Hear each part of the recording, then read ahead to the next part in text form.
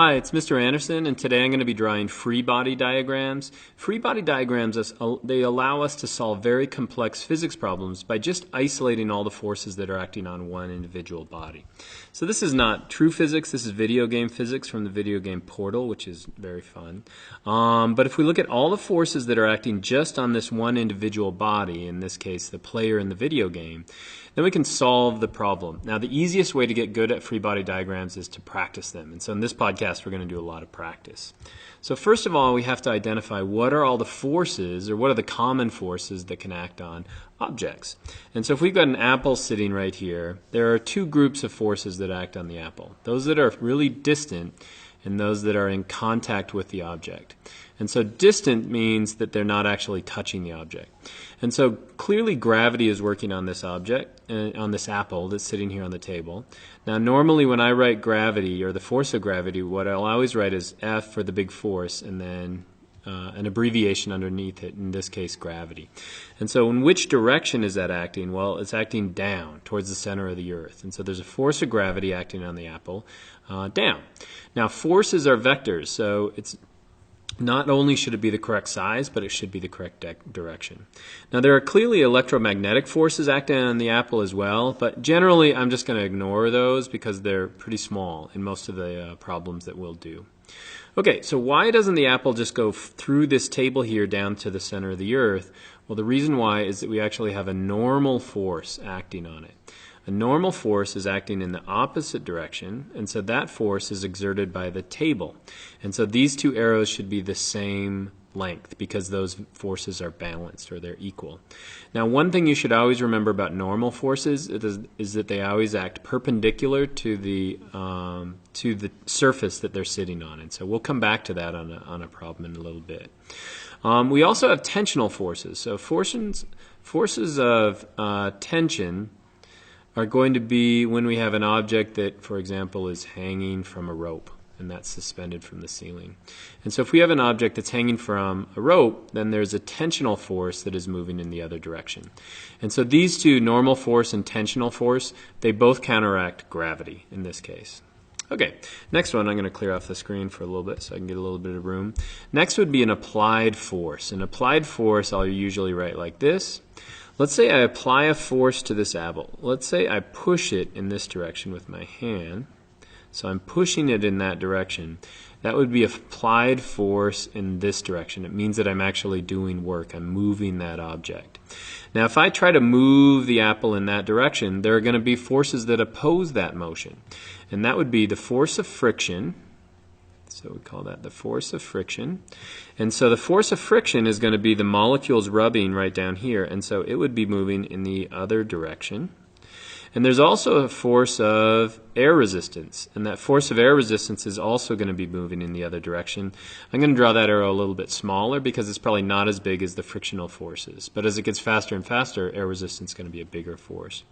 And then the last one is going to be a spring force. A spring force would be, for example, let's say we have this apple suspended by a spring, but that spring is in tension, so when we release the apple goes shooting in the other direction. So that would be a spring force. And spring force is, you have to figure out what kind of, is the spring under compression or is it in tension to figure out which way that object is actually going to move. So let me get these out of the way. Those are the basic forces, and there are other ones, but those are the basic forces that we're going to deal with. And so let's just go through and do some practice ones. Now, with each of these, what I would encourage you to do is after I describe the problem, the best way to learn how to do it is to just practice. And so first one, what we've got is a bottle of wine that sits on a table. So we're just looking at the forces that are acting on this bottle of wine right here. And so you can always pause the video and try and do this force diagram or the free body diagram. So this is how it should look. So there's going to be, all of mine are always, remember, going to be a box to represent the object. So I'm going to draw from the center of gravity, I'm going to draw the force of gravity acting down on that bottle of wine. Now the bottle of wine is not moving, and so there is an equal force in the other direction, and we're going to call that the normal force. Now I don't see any other forces acting on the object, and so this would be the correct free body diagram for a bottle of wine sitting on a table. Okay, let's try another one. All right, this one we've got a blacksmith sign that hangs from a beam. And so we've got an object that's suspended by two chains, it looks like. And so let me draw the object itself is going to be a box. We're going to have the force down of gravity. Now in this case we have a force up, but that force up is going to be the force of this chain and the force of that chain, and they look to be balanced. And so I'm going to draw a force like that and a force like that. And so these two forces are going to be tensional forces. And these two right here, the distance of that to that, if I add two of those, that should be equal to the force of the gravity down here. In other words, if I were to add those two vectors up, the force of gravity and then the two forces of tension, we'd find that the object really isn't moving at all. And so that'd be the correct free body diagram of a blacksmith sign hanging from a beam. Okay.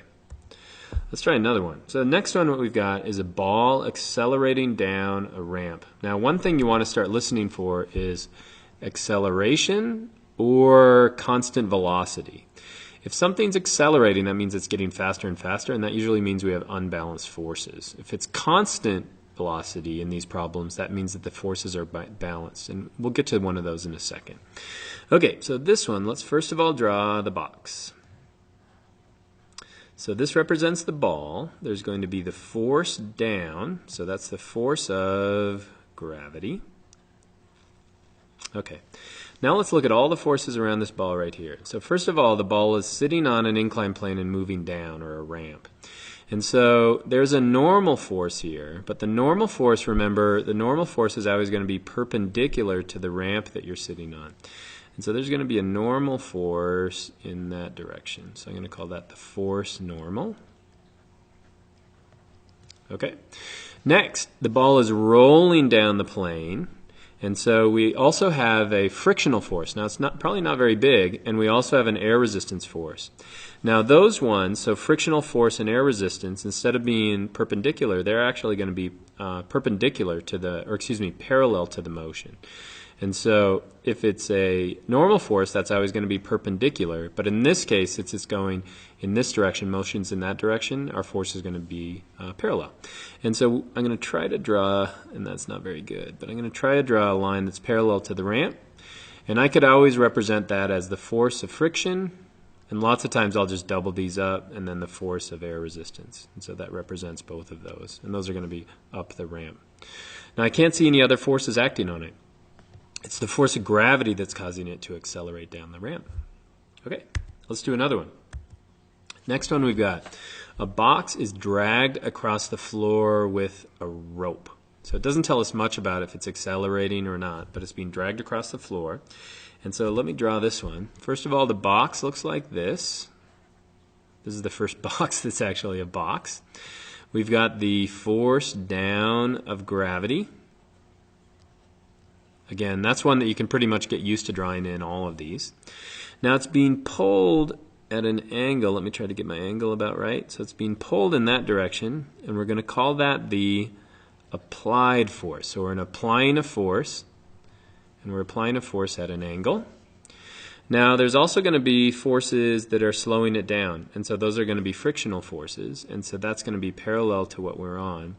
And so we're going to have the force of friction, and then we're going to have the force of air resistance as well. And that's it. Those are all the forces that are acting on that box. So let's try another one. Next one, I love ones like this. Next, we've got a golf ball. So we're dealing just with this golf ball right here. And it's just been hit. So the club just swung, it just came by, hit the golf ball, now it's kind of in flight. And so how do we do that? Well, let's draw the box to represent the golf ball again. So we've got the force of gravity that's acting down on the golf ball. Now, a tendency, I've seen students do this a lot, is since it's moving or it's been hit, the tendency is to put some kind of an applied force on that. But remember, once we've hit it, then there's no force acting on it. And so the only other force that's acting on it is going to be the force of, since it's not on the ground, it's still going to be the force of air resistance. And so it looks like the ball kind of went in this direction, so it went like that. And so I draw my force of air resistance in the opposite direction. And those are the only forces that are acting on it. There's no applied force because we already applied that force, and that's what made it take off. All right. Last one then. This is our last one. We've got a climber, and the climber is rappelling down a rope, and the climber is moving at a constant speed. Okay, so it's not accelerating, so let me draw the object again. So we've got force of gravity that's acting down on the object. And now we've got a force that's going up. So if there was no rope, that would be the only force except for maybe air resistance going in the other direction. But what's slowing you down is that you'll run the rope through a carabiner or through some kind of a figure-8 device, and that slows down the climber. And so it's friction that's actually slowing down the climber. And so we would have the force of tension that's holding it there, but it's also the force of friction inside that rope that is slowing it down.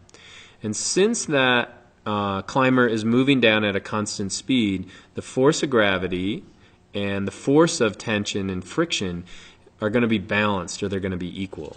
And so if you're ever moving at a constant velocity, we can't tell the difference, at least in a force diagram, between that and then just sitting there. In other words, not moving. And so that's one common misconception that we have on free body diagrams. But that's about it. And so I hope that's helpful.